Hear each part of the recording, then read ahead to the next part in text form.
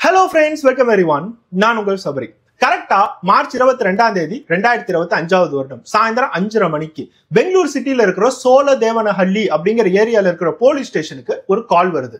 அந்த காலை செஞ்சது ஒரு நார்மல் பப்ளிக். சாதாரணமா 100 அப்படிங்கிற நம்பருக்கு கால் பண்ணி அது போலீஸ் கண்ட்ரோல் ரூமுக்கு போய் ரூட் ஆகி தான் இந்த சோழதேவனஹள்ளி போலீஸ் ஸ்டேஷனுக்கு வந்திருக்கு. அந்த கால் பண்ணவர் என்ன சொல்லியிருக்காரு, இதே ஏரியால பிஜிஎஸ் லே அவுட் கிட்ட நான் நின்றுட்டு இருக்கேன். எனக்கு பக்கத்துல ஒரு ஓல்டு கன்ஸ்ட்ரக்ஷன் பில்டிங் இருக்கு. அந்த கன்ஸ்ட்ரக்ஷன் பில்டிங் பக்கத்திலேயே ஒரு கார் இருந்துச்சு. பாக்குறதுக்கு ரொம்ப மர்மமா இருந்துச்சு. ரொம்ப நேரமா நின்னுட்டு இருக்க மாதிரி இருந்துச்சு. அந்த காருக்குள்ளார போய் பார்த்தா யாரோ ஒருத்தர் ரத்த வெள்ளத்துல இறந்து கிடக்குறாரு. நிறைய பேர் அந்த காரை சுத்தி நின்னுட்டு இருக்காங்க. அதுல நான் ஒருத்தன் கால் பண்ணியிருக்கேன் அப்படிங்கறத சொல்றாரு.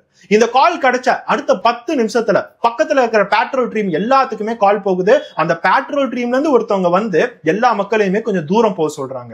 உடனே அந்த இடத்துக்கு போலீஸ் டீம், ஃபாரன்சிக் டீம் எல்லாமே வந்து அந்த காரை ஓபன் பண்ணி உள்ளுக்குள்ளார இருக்கிறவர் யாரு அப்படிங்கிற ஐடென்டிட்டியை ஃபர்ஸ்ட் கண்டுபிடிக்கிறாங்க. உள்ளுக்குள்ளார கொலை பண்ணிட்டாங்க அப்படிங்கிறது தெரியுது. ஆனா யாரை கொலை பண்ணாங்கன்னு தெரிஞ்சாதான் நம்ம யாரு கொலை பண்ணிருப்பாங்க அப்படிங்கறத யோசிக்கவாவது முடியும். உள்ளுக்குள்ளார இருக்கிற எவிடன்ஸ் வச்சும் அந்த டெட் பாடியில இருக்கிற பர்ஸை வச்சும் அவரோட ஐடென்டிட்டியை கண்டுபிடிக்கிறாங்க. இறந்து கிடக்கிறவரோட பேரு லோகானந்த் சிங். இந்த லோகானந்த் அப்படிங்கிறவருக்கு 37 வயதாகுது. இவர் மேல நிறைய போலீஸ் கேஸ் இருக்கு. ஏகப்பட்ட ஃப்ராட் கேஸ். நிறைய பேத்துக்கு லோன் வாங்கி தரேன்னு சொல்லிட்டு அதுல ஃப்ராட் தனம் பண்றது. அது மட்டும் இல்லாம ஒரு பெரிய ரியல் எஸ்டேட் பிசினஸ் மேன். இந்த ரியல் எஸ்டேட்லயும் நிறைய ஃப்ராட் கேசஸ் இவர் மேல இருக்கு. சோ இவரை பத்தி முன்னாடியே போலீஸ்க்கு நல்லாவே தெரியும். இவர்கிட்ட கோடிக்கணக்கான காசு இருக்கு அப்படிங்கறதும் போலீஸ்க்கு வெளிச்சமா தெரியும். போலீஸ் ஆகட்டும், சுத்தி இருக்கிற மக்கள் ஆகட்டும், எல்லாமே நினைக்கிறது ஒரே ஒரு விஷயம் தான். ஆல்ரெடி நிறைய ஃப்ராட் கேசஸ் இருக்கு. நிறைய பேர்த்திட்ட காசு வாங்கிட்டு ஏமாத்தினதா வேற கேசஸ் இருக்கு. அதுல யாராச்சும் பிசினஸ் சம்பந்தப்பட்டமா யாராச்சும் வந்து கொலை பண்ணிருப்பாங்களோ அப்படிங்கிறது தான் இனிஷியலா நினைக்கிறாங்க. ஆனா யாரா இருக்கும்? இவரை சுத்தி நிறைய பேர் பிசினஸ் பீப்புள் இருக்காங்க. இவருக்கு காம்படிட்டர்ஸா இருக்குமா, இல்ல இவர்கிட்ட ஏமாந்த கஸ்டமர்ஸா இருக்குமா? இவங்களெல்லாம் கண்டுபிடிக்கிறது மிகப்பெரிய கஷ்டம். ஏன்னா இவர் ஒரு ஃப்ராடா இருக்கும் போது இவர் எதையுமே கரெக்டா கணக்குகள் வச்சிருக்க மாட்டார். நிறைய விஷயங்களை மறைச்சுதான் வச்சிருப்பாரு. போலீஸ்க்கு ஆரம்பத்தில் இது ஒரு பெரிய தலைவலியா தான் இருக்கும் அப்படிங்கறத நினைச்சிருக்காங்க. இருந்தாலும் போலீஸோட வேலை இப்ப கொலைகாரனை கண்டுபிடிச்சாகணும். இல்லாட்டி அவங்களுக்கு ஒரு பெரிய இஷ்யூ ஆயிரும். ஃபாரன்சிக் டீம் இருக்கிற எல்லா எவிடன்ஸையுமே எடுக்கிறாங்க. அதுல போனும் ஒண்ணு. அந்த போனை சைபர் நெட்வொர்க் கொண்டுட்டு போய் கிராக் பண்ணும் போது கடைசியா யார் இவருக்கு கால் பண்ணிருக்காங்க, கடைசியா யார் இவருக்கு மெசேஜ் பண்ணிருக்காங்க அப்படிங்கறத பார்க்கும் போதுதான் இவரோட வைஃபான யஷாஸ்வினி சிங் அப்படிங்கிறவங்க தான் பண்ணிருக்காங்க. அந்த யஷாஸ்வினி அப்படிங்கிற பொண்ணுக்கு வெறும் 19 வயசு ஆகுது. அந்த பொண்ணுக்கு 19, இவருக்கு 37. எல்லாத்துக்குமே ஒரே ஒரு கேள்விதான், இவங்க 2 பேத்துக்கும் எப்படி கல்யாணம் நடந்துச்சு? அப்பா அம்மாவா பார்த்து கல்யாணம் பண்ணாங்களா, இவங்களா கல்யாணம் பண்ணாங்களா? இந்த மாதிரி டீடைல்ஸ் எல்லாத்தையுமே எடுக்க ஆரம்பிக்கிறாங்க.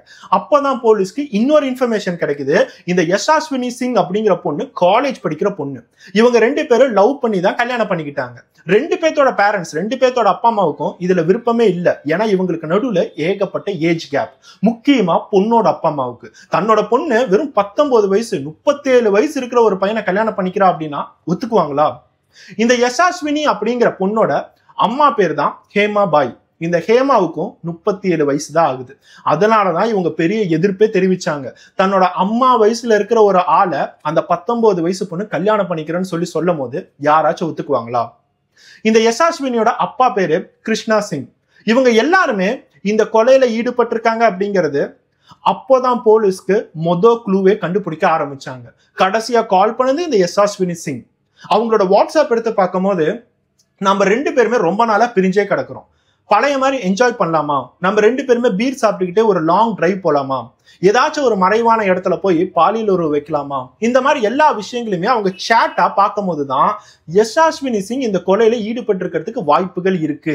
இவங்க இன்வைட் பண்ண போய் தான் அவர் இந்த பிடிஎஸ் லே அவுட்டுக்கே வந்திருக்காரா, இல்ல வேற பிசினஸ் ரிலேட்டடா வந்திருக்காரா அப்படிங்கறத கன்ஃபார்ம் பண்றதுக்கு இந்த லோகானந்த் சிங்கோட அம்மாவுக்கும் அக்காவுக்கும் கால் பண்றாங்க. அவங்க என்ன சொல்றாங்க, இவர் வெளியே போகும்போது பிசினஸ் ரிலேட்டடா எங்கேயோ போறேன், ஒரு ரியல் எஸ்டேட் பிசினஸ் இருக்குன்னு சொல்லிதான் போனாரு அப்படிங்கறத கன்ஃபார்ம் பண்றாங்க. சோ இப்ப போலீஸ்க்கு இன்னொரு கேள்வி வருது, ஒருவேளை லோகானந்த் சிங் வீட்டுல பொய் சொல்லிட்டு போயிருக்கலாம்ல? இவங்க 2 பேத்தோட வீட்டுக்குமே இவங்க கல்யாணம் பண்ணாங்க அப்படிங்கறதே 2 வாரத்துக்கு முன்னாடி தான் தெரிய வந்திருக்கு.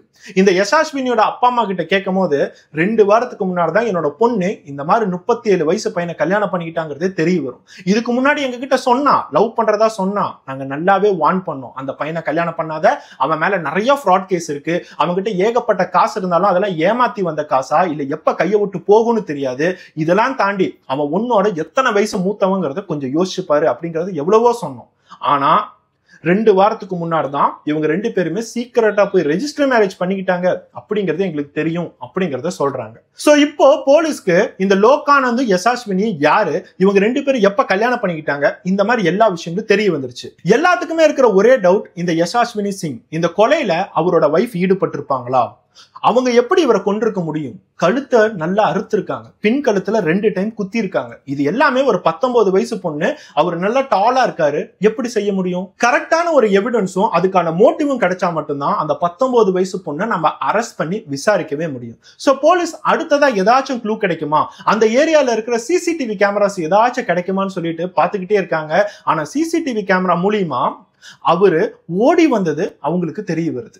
யாருக்கிட்டே இருந்து தப்பிச்சு ஓடி வரத அவங்க பார்த்திருக்காங்க. அவர் ஓடி வரும் போதே கழுத்து பின் கழுத்து எல்லாமே அறுத்துதான் இருக்கு. அந்த இடத்துல ரத்தம் எல்லாமே விழுந்துட்டு இருந்திருக்கு.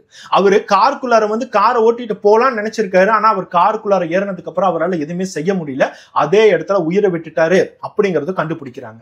சோ யாரு கொலை பண்ணிருப்பாங்க? அதே டைம்ல சாயந்தரம் 5:30 மணில இருந்து முன்னாடி ஒரு 2 மணி நேரத்துக்கு முன்னாடி ஏதாச்சும் எவிடன்ஸ் கிடைக்குமான்னு சொல்லிட்டு அங்க இருக்கிற மொபைல் நெட்வொர்க்ஸ் எல்லாத்தையுமே கவர் பண்ணும் போதுதான் போலீஸ்க்கு அடுத்த க்ளூவே கிடைக்குது.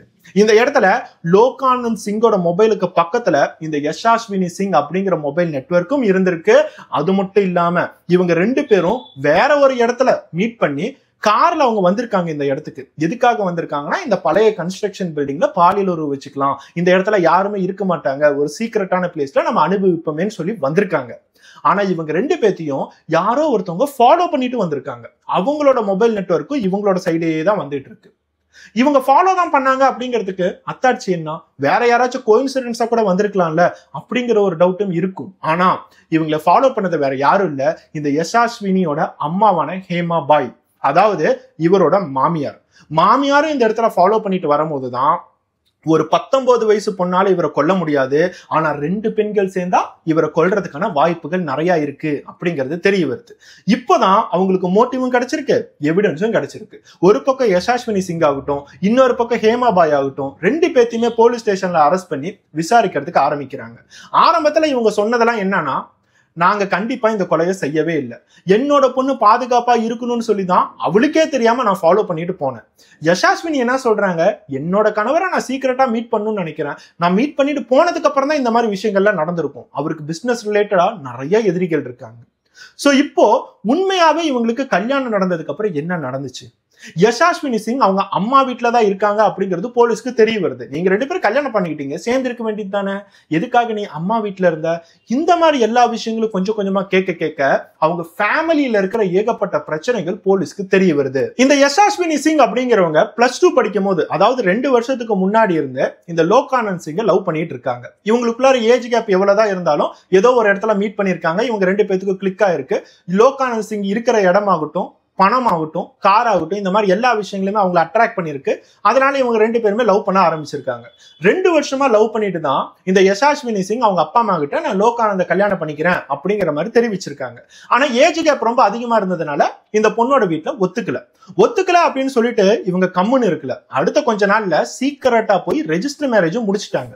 இந்த ரெஜிஸ்டர் மேரேஜ் முடிச்சதுக்கு அப்புறம் என்ன பண்ணிருக்காங்க, கொஞ்ச நாள் லிவிங் டுகெதர் ரிலேஷன்ஷிப்ல வாழ்ந்திருக்காங்க. யசாஸ்வினி சிங் காலேஜ் படிக்கிறதுக்காக காலேஜ் ஹாஸ்டல்ல இருக்கிறதா நினைச்ச அப்பா அம்மாவை ஏமாத்திட்டு தன்னோட கணவர் கூட போய் ஒரே வீட்டுல வாழ்ந்துட்டு இருந்திருக்காங்க. கொஞ்ச நாட்கள் அந்த ஒரே வீட்டுல வாழ்ந்ததுக்கு அப்புறம், கரெக்டா சொல்ல போனா 1 மாசம் 2 மாசத்துல திருப்பி இந்த லோகானந்த் சிங் தன்னோட மனைவியான யசாஸ்வினிய அவங்களோட வீட்டுக்கே வந்து டிராப் பண்ணிட்டு போயிட்டாரு. அதுக்கப்புறம் அவங்க 2 பேரும் ஒட்டுக்கா வாழவே இல்லை.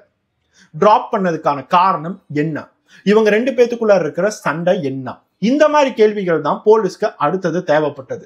சரி ஓகே, உன்னோட கணவர் வந்து இந்த இடத்துல விட்டுட்டாரு, உங்க 2 பேத்துக்கு சண்டை வந்துச்சுன்னா டிவோர்ஸ்க்கு போயிருக்கலாம்ல, உங்க அப்பா அம்மாவுக்கு 2 வாரத்துக்கு முன்னாடிதான் உங்க 2 பேத்துக்கு கல்யாணம் நடந்திருக்குங்கிறத உண்மையே யசாஸ்வினி சொல்லியிருக்காங்க. சரி ஓகே, கல்யாணம் நடந்துருச்சு, பேரண்ட்ஸ்க்கு பிடிக்கல, கணவனு விட்டுட்டு போயிட்டான், டிவோர்ஸ்க்கு போயிருக்கலாம்ல. இந்த மாதிரி எவ்வளவு கேள்விகள் கேட்டாலும் யசாஸ்வினியும் சரி, அவங்களோட அம்மாவான ஹேமாபாயும் சரி, வாயை மூடிட்டு எதுவுமே திறக்காம நம்ம உண்மையை மட்டும் சொல்லிடக்கூடாதுன்னு சொல்லிட்டு ரொம்ப கவனமா இருந்தாங்க. ஆனா அவங்க ரெண்டு பேத்துக்கும் கொஞ்சம் கூட ஐடியா இல்ல போலீஸ் எந்த லெவலுக்கு டீப்பா போய் எல்லா விஷயங்களும் கண்டுபிடிப்பாங்கன்னு. அவங்க முதல் விஷயமா கண்டுபிடிச்சது ஒரு டெட் பாடி கண்டுபிடிச்சோன்னு உடனே அதை அட்டாப்சிக்கு அனுப்பிச்சு விட்டுருக்காங்க. அட்டாப்சி ஒரே நாள்ல நடந்து அவங்க கைக்கு ரிப்போர்ட் வந்திருக்கு. அந்த ரிப்போர்ட்ல என்ன இருக்குன்னா, இவர் இறந்து போகிறதுக்கு முன்னாடி, இவரை கத்தியால குத்துறதுக்கு முன்னாடி இவருக்கு மயக்க மருந்து கொடுத்திருக்காங்க அப்படிங்கிறது தெரிய வருது. இவர் நல்ல பியர் குடிச்சிருக்காரு, அந்த பியர்ல தான் மயக்க மருந்து கொடுத்திருப்பாங்க அப்படிங்கிற எல்லா டீடைல்ஸுமே போலீஸோட கையில இருக்கு. பொதுவாவே பிசினஸ் ரிலேட்டடா யாராச்சும் எதிரிகள் இருக்காங்க, யாராச்சும் கோபத்துல கொலை பண்றாங்க அப்படின்னா டைரக்டா வந்து கொலை பண்ணலாம்ல. மயக்க மருந்து கொடுத்து ஒருத்தவனை நம்பி அவரை மயக்க மருந்து எடுக்கிறாரு அப்படின்னா யாரா இருக்கும்? கண்டிப்பா தன்னோட மனைவியா தான் இருக்கும். அந்த இடத்துல அந்த யசாஸ்வினிங்கிற 19 வயசு பொண்ணு தான் அவரு கூட ரொம்ப இன்டிமேட்டா இருந்திருக்காங்க. அப்படின்னா அவங்க கொடுத்த மயக்க மருந்தா தான் இருக்கும். அதுக்கு அடுத்ததா இருக்கிற எல்லா சிசிடிவி கேமராவும் பார்த்திருக்காங்க. யசாஸ்வினி என்ன சொல்றாங்க, நான் எங்களுக்குள்ளார எல்லா விஷயங்களும் முடிஞ்சதுக்கு அப்புறம் நான் அந்த இடத்த விட்டு போயிட்டேன், அதுக்கப்புறம் ஒருவேளை கொலை நடந்திருக்கலாம்ல அப்படிங்கறத பாயிண்ட் அவுட் பண்றாங்க. ஆனா சிசிடிவி எவிடன்ஸ்ல இவங்க அந்த இடத்த விட்டு கிளம்பின டைம், இவர் இறந்த டைம், அட்டாப்சில இருந்து கிடைக்கிற இறந்த டைம் எல்லாமே கரெக்டா மேட்ச் ஆகுது.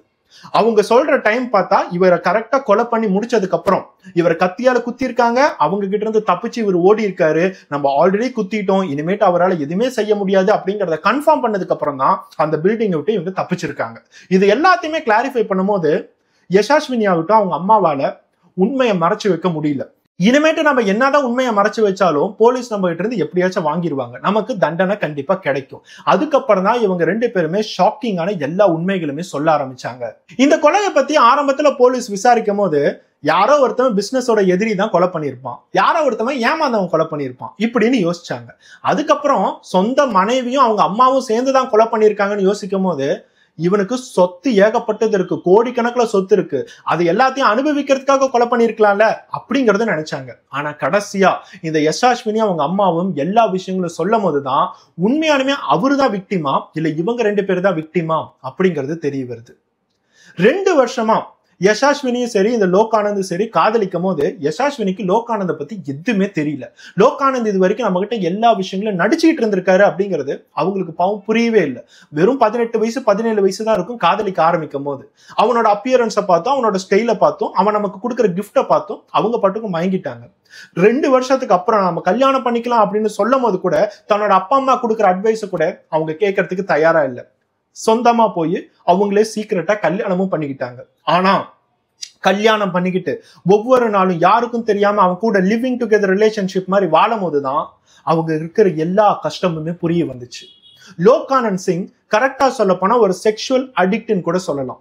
இந்த 19 வயசு பொண்ணுக்கு அந்த செக்ஸ் அப்படிங்கிற விஷயத்துல இன்ட்ரெஸ்ட் இருந்திருக்கு, ஆனா லோகானந்த் சிங்க்கு இருக்கிற லெவலுக்கு அவங்களுக்கு இல்ல. தினம் தினம் அவங்களை டார்ச்சர் பண்ணி ரேப் பண்ண ஆரம்பிச்சிருக்கான். நம்ம 2 பேரும் தான் கல்யாணம் பண்ணிக்கிட்டோம்ல, இனிமேட்டு நீ எனக்கு தான் சொந்தம், நான் சொல்றதை எல்லாத்தையுமே நீ செய்யணும்னு சொல்லிட்டு அருவருப்பான விஷயங்கள் எல்லாத்தையுமே அந்த பொண்ணு செய்ய வச்சிருக்கான். நாட்கள் இப்படியே போக போக போக ஒரு பக்கம் இந்த யசாஸ்வினியால தாங்க முடியல, நம்ம எதுக்குறா கல்யாணம் பண்ணிக்கிட்டோம், தினம் தினம் நமக்கு டார்ச்சரா இருக்கு, தூங்க கூட முடியலையேன்னு சொல்லிட்டு யோசிக்க ஆரம்பிக்கிறாங்க. அப்போதான் லோகானந்த் சிங் உண்மையாலுமே யாரு, எதுக்காக இப்படி நம்ம கிட்ட பிஹேவ் பண்றாரு, அவரோட உண்மையான முகம் என்ன அப்படிங்கறத செக் பண்ணும் போது ஒரு நாள் அவங்களோட போன் எல்லாத்தையும் எடுத்து பார்த்திருக்காங்க. அப்போதான் லோகானந்த் சிங்க்கு வேற பெண்களோட கான்டாக்ட்லாம் இருக்கு, நம்மளே கல்யாணம் பண்ணிட்டு நம்மளே இப்படி வச்சிருக்கிற மாதிரி வேற சில பேர்த்தையும் வச்சிருக்கான். அது மட்டும் இல்லாம பிசினஸ் ரியல் எஸ்டேட் அப்படின்னு சொல்லிட்டு வெளியே நம்ம கிட்ட சொன்னாலும் உள்ளுக்குள்ளார இவன் மேல நிறைய ஃப்ராட் கேசஸ் போலீஸ் ஹேண்டில் பண்ணிட்டு இருக்காங்க. அடிக்கடி கோர்ட்டுக்கு போயிட்டு வரான், நிறைய பேத்துக்கிட்ட லோன் வாங்கி தரேன்னு சொல்லிட்டு காசை ஏமாத்திருக்கான். இந்த மாதிரி எல்லா விஷயங்களும் தெரிய வருது. இவரோட ட்ரூ ஐடென்டிட்டி தெரிஞ்சதுக்கு அப்புறம் யசாஸ்வினி கொஞ்சம் கொஞ்சமா பேக் ஆஃப் அடிக்கணும்னு நினைச்சாங்க. லோகானந்த் கிட்ட சண்டை போட ஆரம்பிச்சாங்க. சண்டை போட ஆரம்பிக்கும் போது கூட லோகானந்த் ஒரே விஷயத்த தான் சொல்லியிருக்காரு, நம்ம 2 பேரும் கணவன் மனைவி, எதா இருந்தாலும் அட்ஜஸ்ட் பண்ணிட்டு தான் வாழணும்னு சொல்லிட்டு தினம் தினம் நைட்டு அந்த பொண்ணை செக்ஷுவல் டார்ச்சருக்கு உண்டாக்கியிருக்காரு. அந்த பொண்ணு ஒரு சமயத்துல என்ன பண்றதுன்னே தெரியல, என்னால முடியல, தயவு செய்து விட்டுருன்னு கேட்கும் போதுதான் லோகானந்தோட இன்னொரு சுயரூபம் அவளுக்கு தெரிய வந்துச்சு. அந்த இடத்துல லோகானந்த் தன்னோட 19 வயசு மனைவியை பார்த்து, நீ என்கிட்ட வராம இருந்தாலும் சரி, நீ எனக்கு சுகம் தராம இருந்தாலும் சரி, உங்க அம்மாவான ஹேமாபாயாவது கூட்டிட்டு வா, அவளும் பாக்குறதுக்கு நல்லாதான் இருக்கா. உங்க அம்மாவோட ஹேமாவுக்கு 37 வயசு, எனக்கும் 37 வயசு தான். மாமியாரெல்லாம் நான் பார்க்க மாட்டேன், அவங்களும் பாக்குறதுக்கு அழகாதான் இருக்காங்க, நாங்க 2 பேரும் உறவு வச்சுட்டு போறோம், தன்னோட பொண்ணை காப்பாத்துறதுக்காக உங்க அம்மா அதை கூட செய்ய மாட்டாங்களா அப்படின்னு கேட்கும் போதுதான் இவனோட ரியல் இன்டென்ஷன் யசாஸ்வினிக்கு தெரிய வந்துச்சு. அந்த இடத்துலயே வீட்டை விட்டு வெளியே வந்து தன்னோட சொந்த வீட்டுக்கு வந்துட்டாங்க. தன்னோட சொந்த வீட்டுக்கு வந்ததுக்கு அப்புறம் கூட கொஞ்ச நாட்களா தன்னோட அப்பா அம்மா கிட்ட எனக்கு கல்யாணம் ஆயிடுச்சு, இந்த மாதிரிலாம் டார்ச்சர் நடந்துச்சுன்னு அவங்க சொல்லவே இல்லை. எப்படியாச்சும் இந்த விஷயங்கள்லாம் விட்டு நம்ம கொஞ்சம் எஸ்கேப் ஆகும், இனிமேட்டு லோகானந்த் நம்மளே டிஸ்டர்ப் பண்ணவே மாட்டான் அப்படிங்கிறத யோசிச்சுட்டு இருந்தாங்க. ஆனா அவங்க வீட்டுக்கு வந்த ஒரு மாசம் கழிச்சு லோகானந்த் கிட்ட இருந்து கால் வந்திருக்கு. என்ன அம்மா வீட்டுக்கு போறோம்னு சொன்னா திருப்பி வரவே இல்லையா, நான் தான் உன்னோட கணவர், நீ என் கிட்ட தான் வந்தாகணும், வேற வழி இல்லைன்னு சொல்லிட்டு கொஞ்சம் கொஞ்சமா த்ரெட்டன் பண்ண ஆரம்பிச்சிருக்கான். உங்க வீட்டுக்கே வந்து உங்க அம்மா மேலேயே நான் கை வைப்பேன் அப்படின்னு சொல்லிட்டு பயமுறுத்த ஆரம்பிச்சிருக்கான். இப்பதான் அந்த 19 வயசு பொண்ணுக்கு என்ன பண்றதுனே தெரியல. தப்பு செஞ்சுட்டோம், தன்னோட அப்பா அம்மா கிட்ட போய் எல்லா விஷயங்களும் சொல்லலாம்னு சொல்லிட்டு 2 வாரத்துக்கு முன்னாடி அந்த அப்பா அம்மா கிட்ட நானும் லோகானந்தும் ஒரு ரெஜிஸ்டர் மேரேஜ் பண்ணிக்கிட்டோம் அப்படிங்கறத சொல்லியிருக்காங்க. அவங்க அப்பா அம்மாவுக்கு அவ்வளோ பெரிய ஷாக். தன்னோட பொண்ணு காலேஜுக்கு போறா, 19 வயசு ஆகுதுன்னு பார்த்தா இந்த மாதிரி ஒரு அநியாயத்தை பண்ணிட்டு வந்திருக்காளுன்னு சொல்லிட்டு அவங்க அழுக ஆரம்பிக்கிறாங்க. இதெல்லாம் தாண்டி தன்னோட பொண்ணு இத்தனை நாளா அவங்க கிட்ட என்ன மாதிரி டார்ச்சர் அனுபவிச்சிருக்கா, அதையும் தாண்டி மாமியார்னு கூட பார்க்காம, மாமியார் அப்படிங்கிறவங்க இன்னொரு அம்மாக்கு சமன் கூட பார்க்காம அவன் எவ்வளவு அசிங்கமா கேட்டிருக்கான். இந்த மாதிரி எல்லா விஷயங்களும் சொல்லும் போதுதான் தன்னோட பொண்ணுக்கு எப்படியாச்சும் ஒரு ரிலீஃப் கொண்டுட்டு வரணும், இனிமேட்டு அவன் மூலியமா டார்ச்சர் வரவே கூடாது அப்படிங்கிறத யோசிக்க ஆரம்பிச்சிருக்காங்க. ஆனா யோசிக்கிறதுக்கு கூட லோகானந்த் டைம் தரவே இல்லை. அடுத்த நாளே வீட்டுக்கு வந்து, உங்களுக்கு தான் எல்லாம் தெரிஞ்சு போயிடுச்சு இல்ல, எங்க 2 பேருக்கு கல்யாணம் நடந்துச்சுன்னு தெரிஞ்சிருச்சு இல்ல, ஒண்ணு உன்னோட பொண்ணு அனுப்பிச்சு வை, இல்ல நீ என் கூட வா அப்படிங்கறத த்ரெட்டன் பண்ணிருக்கான். யாராச்சும் ஒருத்தவங்க வரல அப்படின்னா நான் ஆட்களை வச்சு உங்க வீட்டுக்குள்ளார பூந்து உங்க வீட்டுல இருக்கிற இந்த ஹேமா பாய் ஆகட்டும், உங்க பொண்ணான யசாஸ்வினியை என்ன வேணாலும் பண்ணுவேன்னு சொல்லிட்டு அந்த பொண்ணோட அப்பாவான கிருஷ்ணா சிங்கி கிட்ட சொல்லியிருக்கான். இந்த ஃபேமிலியே பயந்து போயிருக்காங்க. பயத்துல ஒருத்தவங்களுக்கு என்ன செய்யறது, இதை விட்டு எப்படி தப்பிக்கிறது, இந்த மாதிரி எதுவுமே தெரியல. போலீஸ்ல போய் கம்ப்ளைண்ட் பண்ணா ஒரு யூஸும் இல்லை. அவனுக்கு நிறைய இன்ஃபுளுன்ஸ் இருக்கு, ஏகப்பட்ட கேசஸ் அவன் மேல இருக்கு. ஃப்ராட் கேசஸ் எல்லாம் இருந்தும் ஏகப்பட்ட வக்கீல் லாயர்ஸ் எல்லாம் வச்சு எல்லா விஷயங்களும் பண்ணிட்டு தான் இருக்கான். சோ இப்ப என்ன பண்றது? அப்போதான் பொண்ணும் அம்மாவும் சேர்ந்து ஒரு பிளான் பண்ணாங்க. அடிக்கடி லோகானந்த் கால் பண்ணி என் கூட தனிமையில வந்து இரு, என் கூட பாலியல் உறவு வச்சுக்கோ, எனக்கு தேவையான சுகத்தை கொடு, நீ என்னோட மனைவின்னு சொல்லி டார்ச்சர் பண்றான்ல, ஒரு நாள் நீ கால் பண்ணு, கால் பண்ணி நம்ம ஒரு லாங் டிரைவ் போலான்னு சொல்லு, பியர் பாட்டில்ஸ் எல்லாத்தையுமே வாங்கி வச்சுக்கோ, அவனை எப்படியாச்சும் ஒரு மறைமுகமான இடத்துக்கு கொண்டுட்டு போய் அவனை சந்தோஷப்படுத்து, அப்போ நாம அவனை தீர்த்து கட்டிடலான்னு சொல்லிட்டு 2 பெண்களுமே பிளான் பண்ணியிருக்காங்க.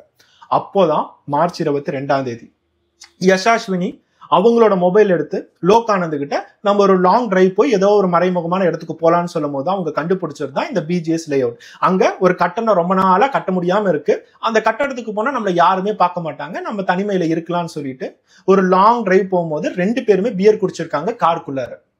அந்த பியர் குடிக்கும் போதுதான் கட்டணம் கொஞ்சம் கொஞ்சமா பக்கத்துல வரும்போது ஒரு பியர்ல இவங்க கொண்டுட்டு போன ஸ்லீப்பிங் பில்ஸ் மயக்க மருந்த யசாஸ்வினி கலந்திருக்காங்க. இவங்க எங்கெல்லாம் போறாங்களோ வாட்ஸ்அப் லொகேஷன், லைவ் லொகேஷன் தன்னோட அம்மாவான ஹேமாபாய்க்கு ஷேர் பண்ணியிருக்காங்க. ஹேமாபாய் அந்த லைவ் லொகேஷன் வச்சு அவங்க ஒரு கார்ல இவங்களை ஃபாலோ பண்ணிக்கிட்டே வராங்க. சோ இப்போ இவங்க 2 பேருமே அந்த லே அவுட்குள்ளார, பிஜிஎஸ் லே அவுட்ல இருக்கிற அந்த ஓல்டு பில்டிங்குள்ளார போயிட்டாங்க. ஒரு பக்கம் அவர் நல்ல மயக்கத்துல இருக்காரு, இன்னொரு பக்கம் யசாஸ்வினி அவரை நம்ப வச்சுக்கிட்டே ஒரு இடத்துக்கு கூட்டிட்டு போறாங்க. என்னதான் ஸ்லீப்பிங் பில்ஸ் கொடுத்தாலும் அவர் டோட்டலா மயங்கிறதுக்கு தயாரா இல்ல.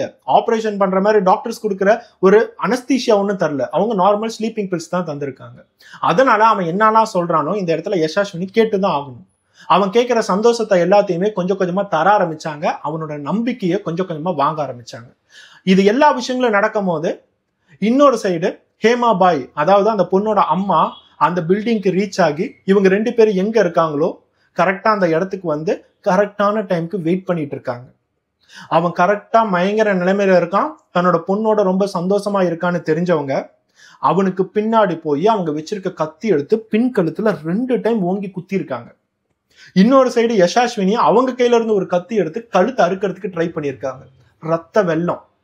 இந்த இடத்துல லோகானந்துக்கு தெரிஞ்சு போச்சு, நம்மளை கொல்றதுக்கு தான் பிளான் பண்ணியிருக்காங்க, நம்மளை மயக்கி இந்த இடத்துக்கு கூட்டிட்டு வந்துட்டாங்கன்னு தெரியுது. 2 பேத்தையுமே தள்ளி ஓட ஆரம்பிக்கிறாரு. ரத்தம் அப்படியே கழுத்துல இருந்து ஒழுகுது. அவரோட காருக்கு போய் காரை க்ளோஸ் பண்ணிக்கிறாரு. காரை க்ளோஸ் பண்ணும் போது இவங்க 2 பேருமே நின்று பார்த்துட்டு இருந்திருக்காங்க காரு கிளம்புதா இல்லையாங்கிறத. அவரால் அதுக்கப்புறம் எதுவுமே செய்ய முடியல. கழுத்துல இருந்து ஒருத்தவங்க குத்தி ரத்தம் வருது அப்படின்னா அவங்க எப்படி தவிப்பாங்கிறத கொஞ்சம் யோசிச்சு பாருங்க. அவங்களால பேசவும் முடியாது, எந்த விஷயங்களும் செய்யவும் முடியாது, இன்னும் கொஞ்சம் செகண்ட்ஸ்ல சாக போறான் அப்படிங்கறது அவங்க 2 பேத்துக்கும் தெரிஞ்சிருச்சு. அதனால உடனே அவங்க கையில இருந்து கொண்டுட்டு வந்த கத்தி எல்லாத்தையுமே எடுத்துட்டு அந்த பில்டிங் விட்டு அவங்க எஸ்கேப் ஆயிட்டாங்க. அதுக்கப்புறம் சாயந்தரம் ஒரு 5:30 மணிக்கு அந்த காருக்குள்ளார போற வர நபர்கள் யாரோ பார்த்து போலீஸ்க்கு கால் பண்ணி தான் போலீஸ் அந்த இடத்துக்கு வந்திருக்கு இப்படிங்கிற எல்லா விஷயங்களும் எவிடன்ஸோட, அவங்க வச்சிருந்த கத்தியோட எல்லாத்தையுமே பறிமுதல் பண்ணியிருக்காங்க. இவங்க 2 பேரும் சொல்றது உண்மையா? கொலை பண்ணிட்டாங்க. ஓகே, இந்த மாதிரி கட்டுக்கதைகள் எல்லாத்தையுமே சொல்றாங்களே, இது உண்மையானுமே கட்டுக்கதைகள் தானா, இல்ல உண்மையானுமே அந்த பொண்ணு இந்த மாதிரி எல்லா விஷயங்களும் ஃபேஸ் பண்ணிருக்காங்களா, உண்மையானுமே இந்த லோகானந்த் சிங் அப்படிங்கிற ஒரு மாமியார்னு கூட பார்க்காம அவங்க மேல போய் கை வச்சிருக்காரா, இந்த மாதிரி எல்லா விஷயங்களும் தீர விசாரிச்சுக்கிட்டு தான் இருக்காங்க. எல்லாத்துக்குமே தெரிஞ்சபடி இவர் மேல நிறைய ஃப்ராட் கேசஸ் இருக்கு. பிசினஸ் ரிலேட்டடா காசு நிறைய பேர்த்துக்கிட்ட வாங்கி கொடுக்காம லோன் வாங்கி தரேன்னு ஏமாத்தி இந்த மாதிரி பிசினஸ் ரிலேட்டடா நிறைய ஃப்ராட் பண்ணாலும் இந்த இடத்துல அவரோட மனைவிக்கிட்டையும் மாமியாருக்கிட்டையும் நடந்துகிட்ட விதம் இன்னும் ஃபுல்லா நிரூபிக்கப்படல. அதுக்கான டீடைல்ஸ் எல்லாமே போலீஸ் தேடிக்கிட்டு தான் இருக்காங்க. ஒரு பக்கம் யசாஸ்வினியோட போன் ஆகட்டும், இன்னொரு பக்கம் மாமியாரோட போன் ஆகட்டும், ஏதாச்சும் திங்ஸ் இவங்க சொல்றத ரிலேட் பண்ற மாதிரி இருக்கா, இவங்களோட உண்மையான மோட்டிவ் இவனை கொல்லணும் அப்படிங்கிறதா, இல்ல இவங்க கிட்ட இருக்க காசு எல்லாத்தையுமே வாங்கணுங்கிறதா, இந்த மாதிரி எல்லா விஷயங்களுமே ரிசர்ச் பண்ணிட்டு தான் இருக்காங்க. இந்த கேஸ்ல இன்னைக்கு ஏதாச்சும் அப்டேட்ஸ் கிடைச்சிச்சு அப்படின்னா நம்ம இன்னொரு வீடியோவை போஸ்ட் பண்ணுவோம். இந்த வீடியோ பார்த்துட்டு இருக்க எல்லாத்துக்குமே முக்கியமா நீங்க ஒரு பெண்ணாக இருந்தா கரெக்டான வயசுல ஒருத்தவனை தேர்ந்தெடுங்க. 18, 19 இதெல்லாம் கரெக்டான வயசே இல்லை. படின்னு சொல்லிட்டு யாரையும் போய் உயிர் எடுக்கல. ஆனா அட்லீஸ்ட் அந்த 18, 19 வயசுல உங்களோட வாழ்க்கையை நீங்க என்ஜாய் ஆகுது பண்ணுங்க. உங்களுக்குன்னு ஃப்ரெண்ட்ஸ் இருக்கும், உங்களுக்குன்னு சொல்லிட்டு ஸ்கூல், காலேஜ் இந்த மாதிரி நிறைய விஷயங்கள் இருக்கும். இதெல்லாம் தாண்டி உங்களோட வாழ்க்கையில் இந்த மாதிரி விஷயங்கள்லாம் நல்லா என்ஜாய் பண்ணதுக்கு அப்புறம் உங்களோட லைஃப் பார்ட்னரை தேர்ந்தெடுத்தீங்க அப்படின்னா அட்லீஸ்ட் அதை கரெக்டா இருந்தாலும் சரி, தப்பா இருந்தாலும் சரி, அதை பத்தி யோசிக்கிறதுக்காவது உங்களுக்கு ஒரு மெச்சூரிட்டி கிடைக்கும். இது எதுவுமே தெரியாம ஒருத்தவங்களோட அப்பியரன்ஸ் வச்சும், ஒருத்தர் கொடுக்குற கிஃப்ட் வச்சும், ஒருத்தர் சிரிக்கிற சிரிய வச்சும், ஃபேஸ்புக்ல ஒருத்தவங்க பண்ற சாட் வச்சும் நீங்க லவ் பண்ணீங்க அப்படின்னா நிறைய இடங்கள்ல அது போய் நம்மளை குழி தோண்டி புதைச்ச மாதிரி தான் இருக்கும். அந்த மாதிரி ஒரு நிலைமையில தான் இந்த இடத்துல யசாஸ்வினி இருக்காங்க. யசாஸ்வினி கொஞ்சம் கூட நினைச்சு பார்க்கல தன்னோட கணவரோட கண் பார்வை தன்னோட அம்மா மேல இருக்குங்கிறது. அந்த 19 வயசு பொண்ணோட நிலைமையை கொஞ்சம் யோசிச்சு பாருங்க. அந்த மாதிரி நிலைமைக்கு நீங்க வரணுமா? யோசிச்சு எதா இருந்தாலும் முடிவெடுங்க. நெக்ஸ்ட் வீடியோட பார்ப்போம். Bye bye.